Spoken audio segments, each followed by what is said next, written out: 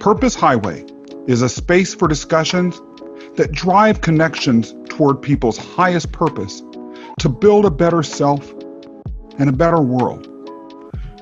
Join me for season 1, where I start to uncover stories of entrepreneurs and thinkers that are making an impact. I'm your host, Scott Mason, and enjoy today's episode. Hello, guests. We have in the house today the one and only Adrian Miller, multipreneur, sales consultant and trainer, content writer, and integrated marketer, plus the queen of networking. And when you have the queen of anybody in the house, you know you're going to have a good show. Adrian, how are you today? I'm great. I guess sometimes I don't blush, but I feel like I blush when I hear that litany of things. So I'm feeling good. It's a good Well, day. if you are blushing because there's too much praise coming at you, then that's probably a sign that you are connected with your purpose. And that goes right into the question I had to just start off with you. Every time I see you in every single place that I do see you, which is a lot of them, you're bringing such joy and energy. You really, to me, embrace the idea of life as an adventure. Tell me a little bit how you got to that place. Some folks listening might feel like their life is just one day blurring into the next. What made you decide to have a different route, and how'd you end up going there? Thank you. It's a very important question. Because I often just say, well, that's just the way I am. I'm naturally optimistic. I'm naturally upbeat, and all of those positive words that we all know. And I'm going to circle it back, and I've thought about it more, I guess, during this pandemic. Seriously, as this pandemic has made us all think about things we've either put to the side or thought about once and said, oh, I don't want to go there. So when I was a young child in grammar school, my parents, who were quite young, my father had a massive heart attack. Mm, And he was in his early 30s. mm, And he was in the hospital. I'm an only child. Okay, so you mm. understand where the focus is on the Yeah, daughter, the only yeah, child, of very course. pampered and all that stuff. And he came back from the hospital. I couldn't see him. They didn't allow children in the Mm, hospital then. And when he came home, he was kind of frail and was home for a while. And all of a sudden, I started waking up every night in the middle of the night and walking to my parents' door and stand there with my ear against the door. And if it was door was open, peering in to see if he was breathing. wow. And I didn't really think about that. And then, of course, he passed away not long after. Hmm. And I was the child of a single mother who was 38, who was not, that wasn't in her game plan. And it certainly, it being the mom of a somewhat mouthy, independent daughter was definitely not in her game plan. But she rose to the occasion and was incredibly resilient, incredibly together, kept it all together, had food on the table, got a job, didn't really have many skills, but got a job, Wow. took care of me, and did all the things she had to do. And was, for the most part, upbeat, optimistic, and okay with it. I was just going to say happy. I don't think happy was the word. So anyway, so way back, I got that big glimpse of life is short. It could end. Don't waste time during Mm, on days. Don't bitch and moan, because pretty much we're only given this one go around, mm-hmm, mm-hmm, and how you go around is really up to you. Really mm-hmm, is up to you. I feel like I was luckier than some people in terms of the amount of love I had, and I had a roof over my head and all the rest of that stuff. But I really do approach every day as a new blank, wonderful slate for me to scribble on. And sometimes on the end of the day, I look and I go, wow, I created a masterpiece. This is fabulous. Move over, Picasso. And some days it's nothing more than a couple of scribbles, and pathetic scribbles at that. But here's what I say, I have another day tomorrow for a masterpiece. Mm, Look at me. mhm. And and and I wake up in the morning with that same idea. I'm in a gratitude group that has gone on for me, I believe it's 2,130 days. Amazing. What made you I decide to join it? Excuse me? What made you decide to join it? It's a Facebook group. It's a closed Facebook group. Someone sent me the link and I went on and I said, "Oh, this looks like kind of fun, interesting." And every day you have to post 5 unique things that you're for which you're grateful. And I said, "Well, I'll never be able to come up with Mhm, 5." And then mhm, I said, "Oh my God, I'm not going to be able to do this for 90 days." And I found at mm. the end of 90 days, I just couldn't stop. Wow. And so here it is, 2,000 plus days. And there's many of us in the group that have the same kind of perspective. What do you think that has done for your life, personally, professionally? And has that impacted you as times have changed and as the economy, the state of business, all of those things that you work on day to day have their vicissitudes? Yeah, it's definitely impacted me. So everybody, I know some of the people very, very well. And Scott, I'm thinking right now, I'm going to introduce you to one of them who lives in New Zealand. She's amazing. Oh, I love it. But I do mine first thing in the morning. So it's a 6 a.m., 5:30 a.m. thing with my cup of coffee and my phone. And sometimes you get up and you know, I don't want to come off as the cockeyed optimist. So there are days you wake up and while you feel optimistic and it's a blank slate, already your slate has like a darkened corner, and it's a smudge on your slate. And this makes me realize the smudge on my slate, Mm, which is typically something I could erase, it's so small, mm, should not be blown out of proportion. It mm. keeps me centered, and it really does keep me focused on the big things for which I'm grateful for. But how many of us ever stop really and say, wow, I'm so glad I have access to fresh water. And it's getting a little chilly out and there's heat in my house. And especially with the pandemic, I have more clothes than I ever need for the rest of my life because, they're all hanging in the closet, as you can tell by the sweatshirt.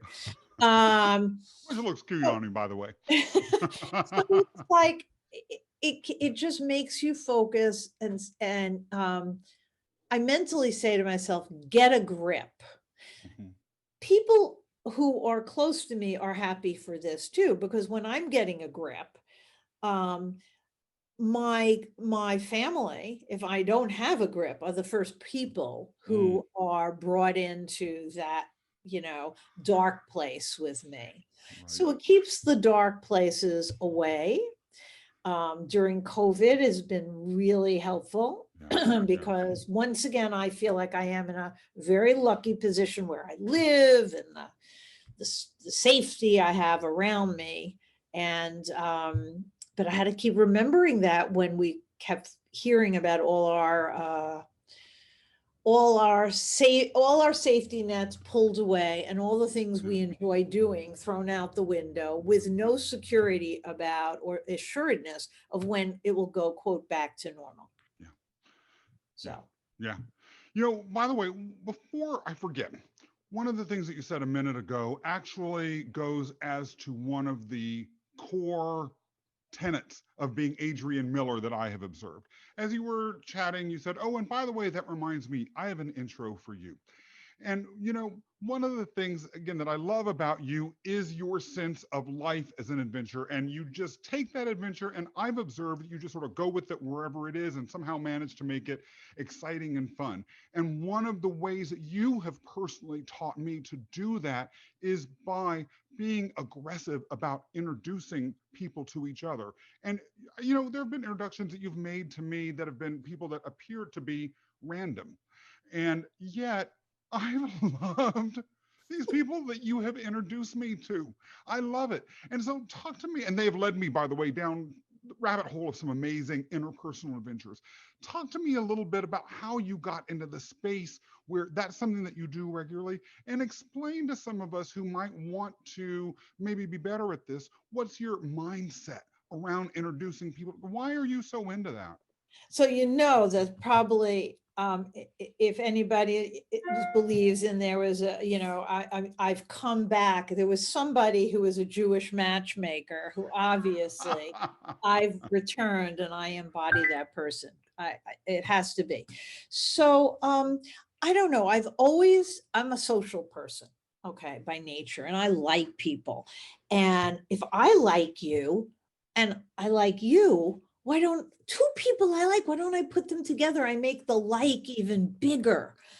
And I don't need to wait for someone to say to me, do you know, fill in the blank? That to me is, I don't know, it's kind of cherry picking, it's kind of lazy. And I think not enough people ask you anyway. And I have so many wonderful people in my life that it gives me so much pleasure to put people together because there are either business synergies, okay, observable business synergies, but sometimes there are little things underneath.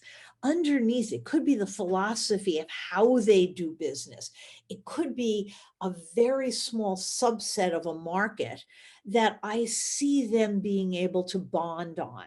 And then there's the personal things. I'll put two people together, and the subject line is you two are going to love each other. I've really been right on that. You two are going to love each other. You share a tremendous love of, and it could be travel, music, food, Peloton. It could be, a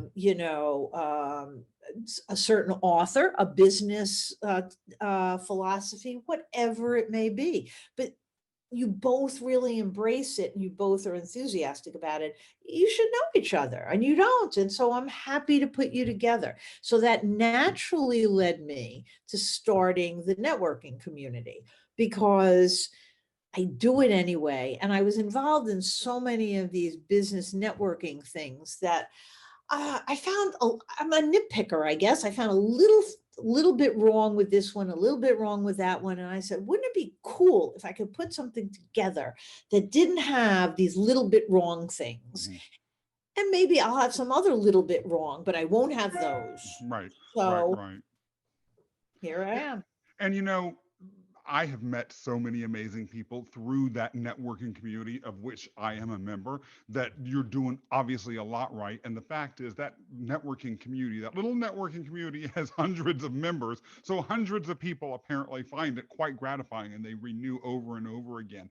But that also goes as to a question that I have for you about networking generally, which is, for many years, as you know, I worked in large organizations, government agencies, nonprofits, these sorts of entities. And I'm sure a lot of folks are who are listening might work in these sorts of organizations themselves.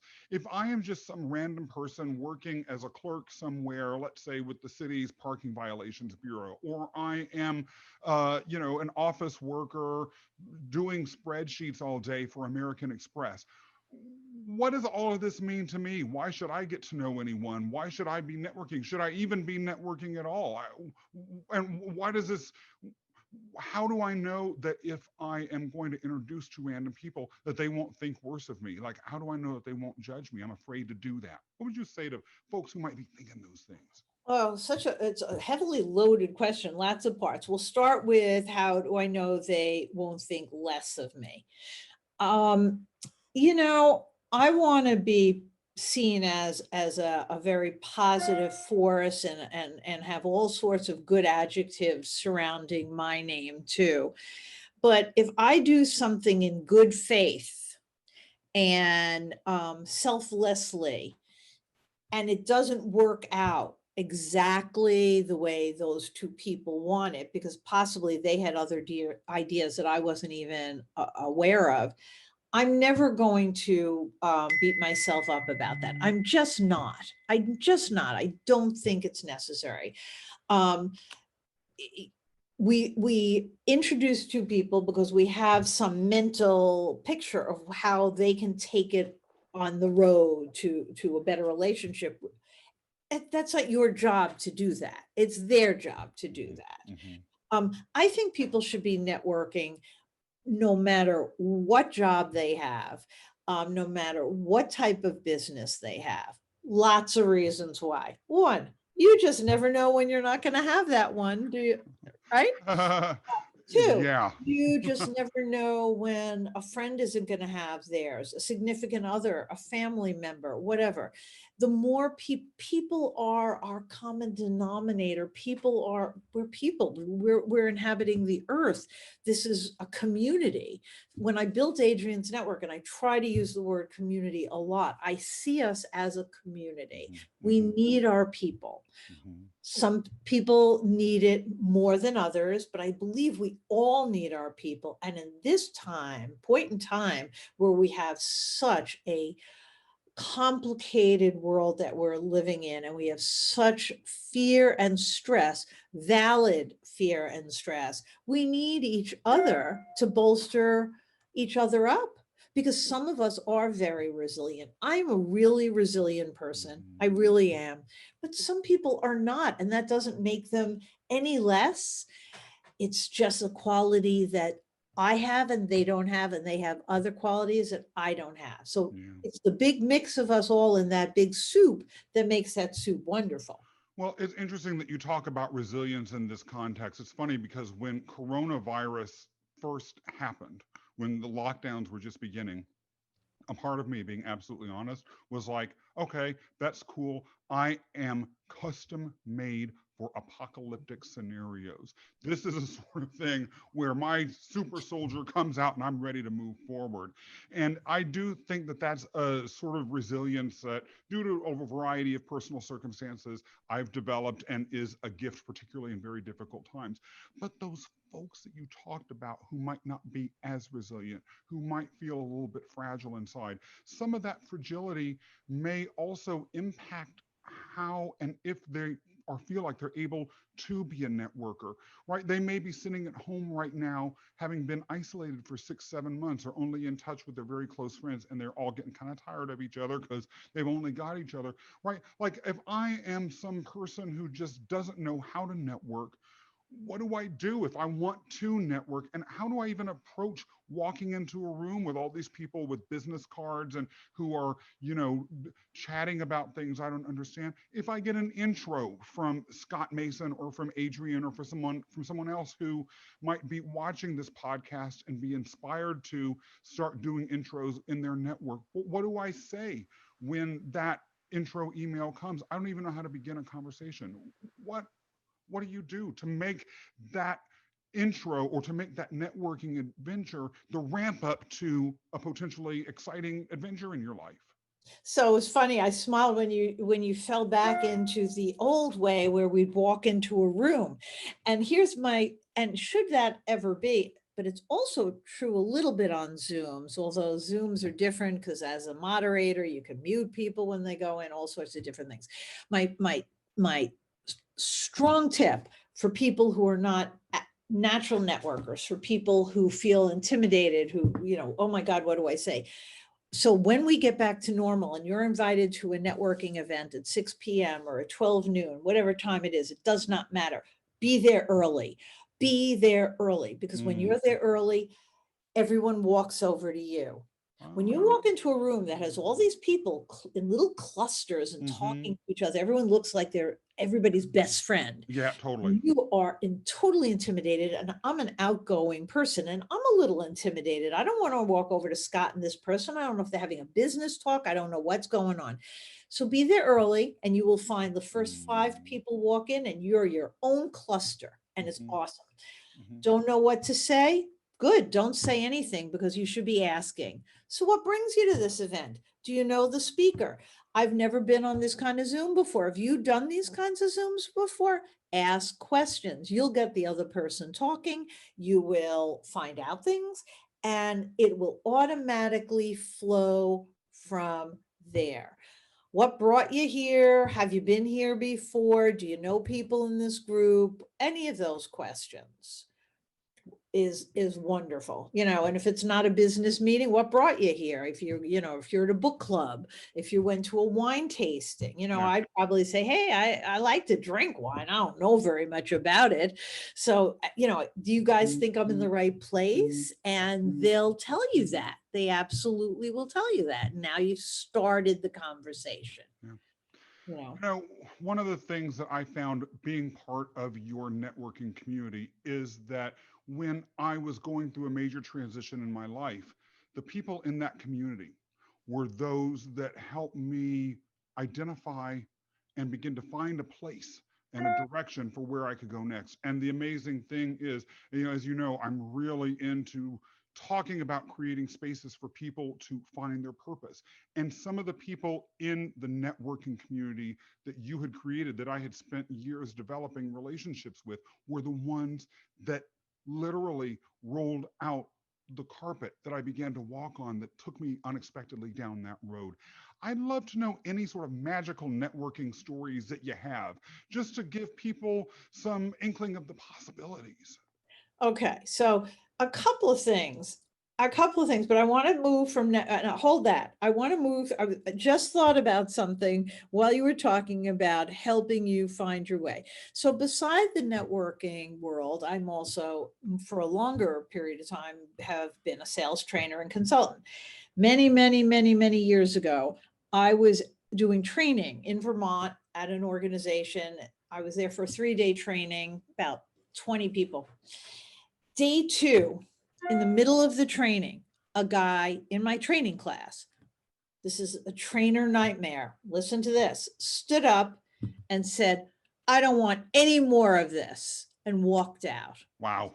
To say there was a major disconnect in the room was putting it mildly. Anyway, I kind of made not much of a joke, but I addressed like the elephant in the room and moved on. The next and then went back to my hotel room and drank a lot of wine. I mean, I really felt bad. I was thinking, how bad could I have been that somebody bolted upright and decided that they could not stand it and be in that room anymore. The next day, the 3rd day of my session, came, and without him, I did my session. And it was at a conference center, and finished the day. And I'm, everybody hugs and kisses and goodie bags and all that stuff. And now I'm due to get in my car and drive back to New York. And as I'm approaching my car, the guy who bolted upright was walking towards me, and it was like, oh no, he hated it that much. He's gonna confront you really, on the street. Like, and I'm a little person. You guys don't see me, but I'm kind of small. I'm not very tall. I'm not very heavy. I'm really not a threatening human at all. And the guy came over and said to me, I'm sorry. I know you must have thought like terrible things. I just want to thank you. I want to thank you because I realized as you were talking about how you do what I was supposed to do in an excellent, exquisite way, and would give you the skills to recognize success, I realized I never wanted to do sales. I didn't want to do relationship building sales. I didn't want to do sales. I really wanna, and it was a job that was much more manual. Okay. He said, that's what I really want to do. That's where my Mm, passion is. mm, And because you very methodically laid out what was really required for success, wow. I realized, why am I doing this? I want to do something else. And Whoa. so thank you for that. And I drove home like Mm, feeling, I said, "You sure? I'd be happy to work with you one on one." But he said, "No, you helped me see my path." And I went, wow, I really, I yeah. didn't know that. So I've never had that happen before, but Wow. it was wonderful. It's a great sales trainer story. Yeah. Um, sales networking story. Oh gosh, there's so many. There really are so many, because I do put people together who have, Hmm. after my put together, have incredibly long standing business relationships that equate to many thousands, six-figure revenue. There's someone in our community who was, I was very concerned. I didn't know if I'd be able to do anything for them, where they would make contacts and how I could help, etc. And has been one of the most successful people in the group, Amazing. because all of a sudden it started to click for me and how I could put them together. And they're very they're a creative person, but one side of their brain is super analytical. Mm, And so they had the business analysis portion going, and I went, oh, what do I do? But so many stories that way. I mean, again, it's people putting people together, people talking to people, and it's 6 degrees of separation. Because if I could put you together with someone, that will chance roll out to the next group of people, and then the next group of people, and pretty soon we have a community. yeah. One of the things you touched on earlier that I'd also like to just hear a little bit more about is resilience. And in your case, I think the ability to be resilient resonates because during the initial lockdown period, the darkest of the dark days, you in particular, along with a lot of other people, but due to the nature of the business that you have, were at extreme financial risk. I would even argue, looking at it from the outside, that you were at, as a business person, existential risk. Yet something happened. And here you are today, even months and months into this pandemic, when pandemic fatigue is really setting in, and some people that might have kept themselves pushing through the worst period in the beginning are beginning to fritter out. You're still running away. If anything, you're going faster than before. What's your secret sauce there, Adrian? Folks need to know. I I wish I had secret sauce. First of all, I find it very difficult to whine. I find it very difficult to get just like let circumstances wash over me and become impotent and become incapable of movement. I believe that response is okay for a short amount of time. Everyone deserves time to wallow. Bad things happen. Bad things happen. And I don't believe you pop up the next morning and go, oh, it's a blank slate. And you just had such a horrible thing happen. And our definition of horrible is different also. Okay. Really, really is different. People who think something's horrible, and for you, that's not even a bump in the road. Yeah, It's not even a bump. yeah. So I think everyone deserves that. I've got to wallow, even if you don't believe it's a bump in the road, but you've gotta ultimately work your way through it and move out of it. For me, it's activity. So for me, when, yes, you're right, my business, who's investing in a lot of the stuff I do, I went into work overdrive. I mean, I just started to kick ass. What can I say? I mean, if you hadn't heard from me, you heard from me again. I dove into my database. I prospected like a lunatic. I was out on social media. Um, I put in the hours, I put in the effort, and at the whole time I did it, because this is me. I thought I'd be successful. Why not? If not me, who then? Mhm. Mhm. You know? So I just said, I'm going to be positive about it. I'm going to accomplish what I need to accomplish. I'm going to tell you a little secret.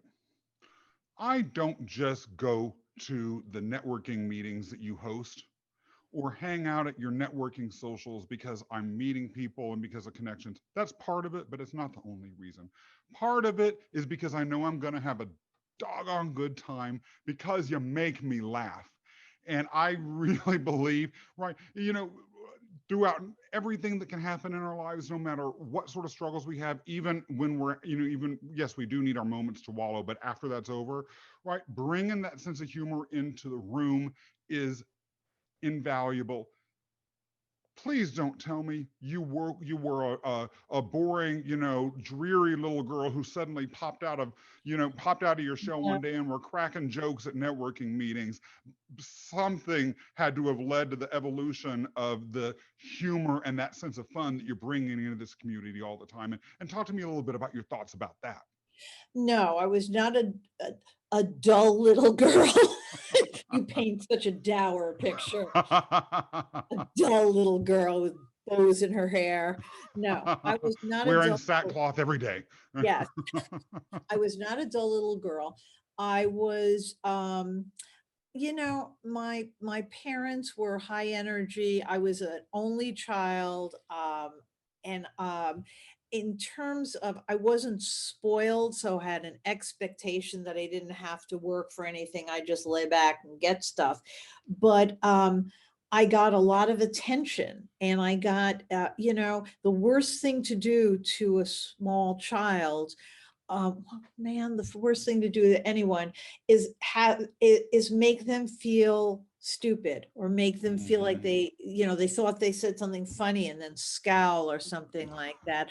Right. I was encouraged, and that's the best we can do for each other, and the best we can do certainly if you have young children in your life. So I like to be funny. I think you're supposed to smile. That's the expression that your face should have. I think it, and you can find humor in most things, not the worst of all things that can happen. But damn it, you can find humor in a lot of the stuff that others, and if you don't see it that way, you're just, you're sinking down. And remember, the thing that you're letting beat you up, um and you can't find any humor in it at all, is it helping to be miserable? Mhm. What good is that doing? And the question also to ask yourself, you're being all stressed, freaked out, dour, negative about something. Is it something that's going to matter next week, Yeah. next month, 6 months, a year? Yeah. And so many of the times, the answer to that is not at all. I won't even remember it this week. I've had friends, like, you think they would had lost a dear family member because some minor thing, happened. It's like, get over it, man. Tomorrow you won't even remember that. And I've got to say, I just noticed that one of my hairs was out of place. So the minute this is over, I'm going to throw a temper tantrum just as a way of refuting you. Well, as long as you don't have a fly on your head. Exactly. And Okay. hopefully he was laughing about that. Um, because it was funny. Adrian, how can people find out more about you and how can they contact you? So, my email address is amiller@adrianmiller.com. And I'm going to spell Adrian because my parents kind of made it screwy. ADRIAN, adrianmiller.com. There's another Adrian Miller, who's a soul food chef. I'm like happy to share my name with Yeah, him, yeah, Every once yeah. in a while there's some confusion. So amiller@adrianmiller.com. I could be texted or called at 516-445-1135. I like to talk. I'm a chatty person, so I'm always happy to have a phone call. Those are two ways. You can call me if you've got a sales issue. if you just want to chat in general about networking, if you're looking for introductions and you want to talk to me and ask me what I think your best approach might be. I'm pretty plain speak. I'm trying to make it sound nicer maybe than it is. I tell you the way it is. I don't mince too many words. Some people, I mean, I think I can get away with it a lot in person again. I mean, maybe I'm sizist, but I'm like, really, I'm a small woman. I can get away, I think, saying some things that maybe a bigger, more threatening person, Scott, would not be able to say, and would say and be taken a lot differently. But I don't mince words. I really believe we all need to hear things the way they are. I say it from love. I say it from wanting to help. All of what I do, that whole why thing, as I think back on all these businesses I have, are all about helping people. They're all about helping people. So I do it with love. It may not be taken that way all the time, but I'm doing it with love. And I feel like I'm not that smart. So I don't want to give you all sorts of flowery descriptions. This is the way you should effing do it. There you go. And you know what? I've been the beneficiary of that, and I have not looked back. Adrian, this has been spectacular. Thank you for being a guest on our show. And we look forward to many more conversations with you in the future. Thank you so much. Thank you for listening to today's episode. Join our community today at purposehighway.com and subscribe to get notified when new episodes go live. Scott Mason, checking out.